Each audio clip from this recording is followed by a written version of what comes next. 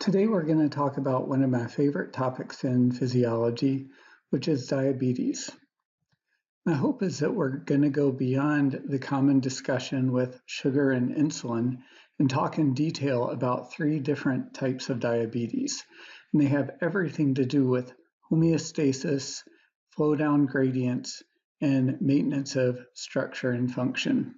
So this really encompasses not only the endocrine system, but all of the major components in anatomy and physiology. The main concepts we'd like to cover today. First off, what is the common symptom between 4 different diseases that are all called diabetes? Second, we need to talk some about kidney function. Then we'll talk about diabetes mellitus, 2 different types, type 1 and type 2. And then a disease called diabetes insipidus. And by the time we get through this discussion, my hope is we will have really nailed feedback loops related to insulin and antidiuretic hormone, and you'll have a solid understanding of diseases that affect a lot of people in society today. There's one symptom that's common to all types of diabetes, and that's polyuria, or excess urination. Because our kidneys are responsible for the formation of urine, we have to talk some about the kidney before we can go any further. We have 2 kidneys in our body, and they play a role in regulating the volume and composition of the extracellular fluid. So the way they do this is blood flows out to the renal cortex, and in the cortex, plasma is filtered into what will become urine. The business unit of the kidney is called the nephron. The nephron is also known as the renal tubule. And in the renal cortex, at the beginning of the tubule is where plasma is filtered. And whatever is filtered through the tubule is either reabsorbed into the bloodstream, or as it passes through the entire tubule, will be passed on to be stored in the bladder prior to urination. Up in the renal tubule, where blood is filtered, only small things will enter the tubule. But it's like a spaghetti colander that allows water to go through, but not the spaghetti. Everything in the blood that's large is not filtered into the tubule. So things like red blood cells, white blood cells, or large proteins remain in the bloodstream. But everything that's small will enter the tubule. That includes glucose, sodium, potassium, all the ions, amino acids, and a lot of other soluble molecules. The water with the dissolved solutes will pass through the tubule, and all the essential nutrients should be absorbed in this first part of the tubule called the proximal convoluted tubule.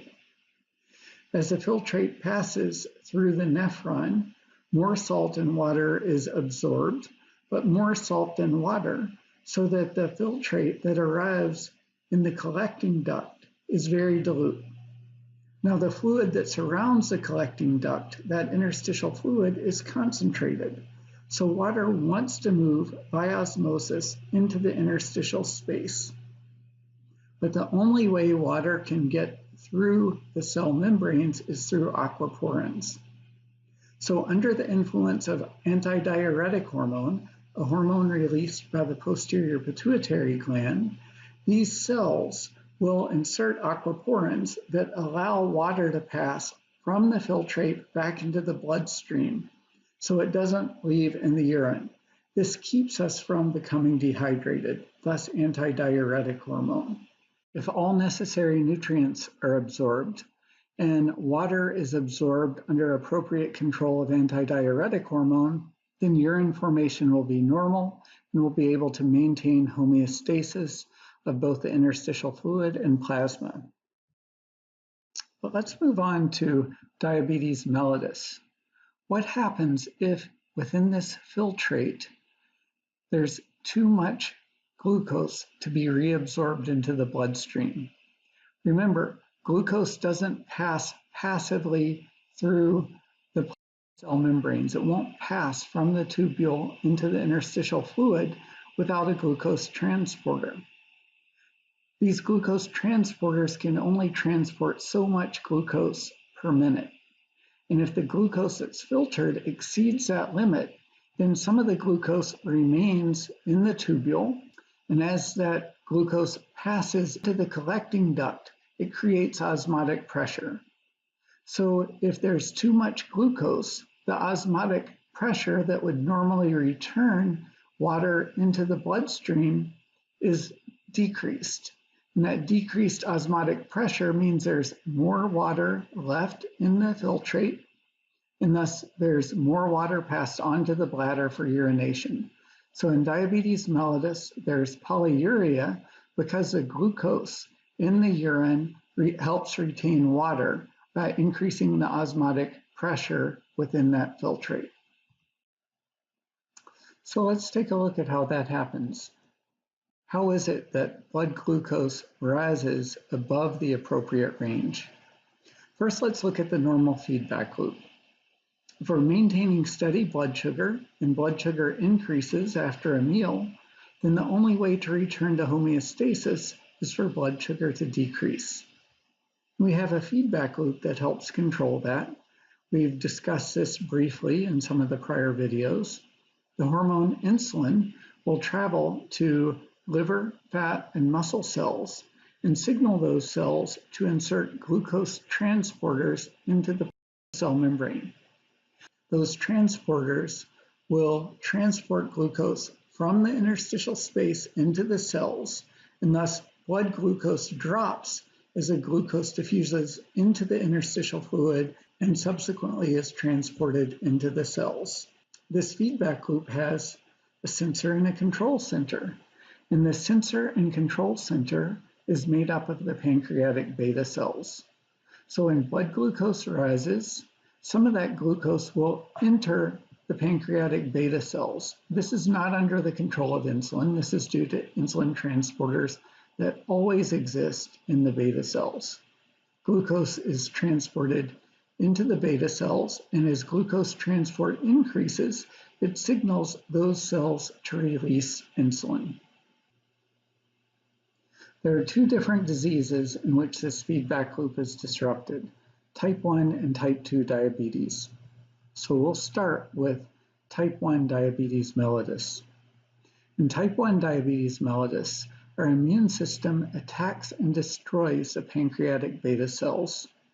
And if those beta cells are destroyed, then we've lost the sensor and control center in this feedback loop. Without the sensor and control center, there's no insulin that will signal the liver, fat, and muscle cells to behave as they should. The only way we can overcome this disorder is to inject insulin from the outside world. So we have to act as a sensor and control center. We'll measure blood glucose with a glucose monitor, and if blood glucose is elevated, we would inject insulin. And if blood glucose drops too much, we would have to consume something with sugar in it to help elevate blood sugar. What about type 2 diabetes mellitus? This is a different case.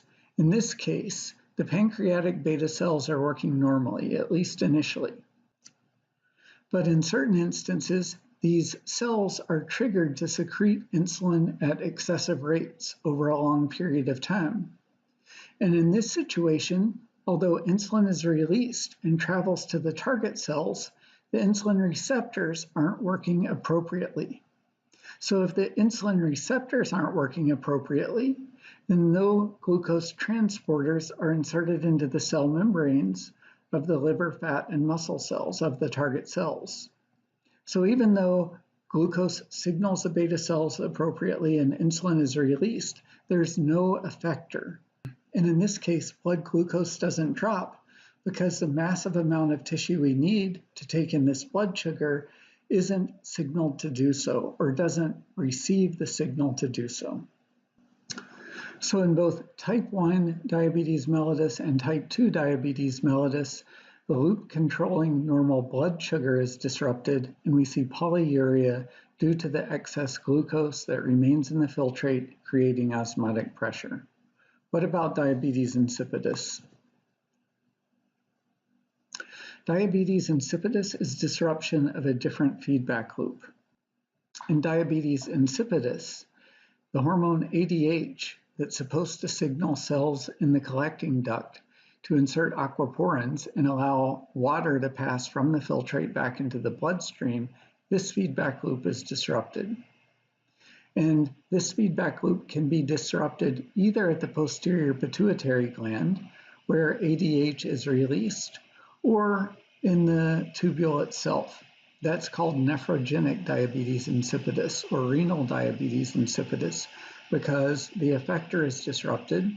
And if there's a disruption at the level of the pituitary gland, that would be called central diabetes insipidus. If we're following the model that started with diabetes mellitus, we've actually talked about two different types of diabetes insipidus.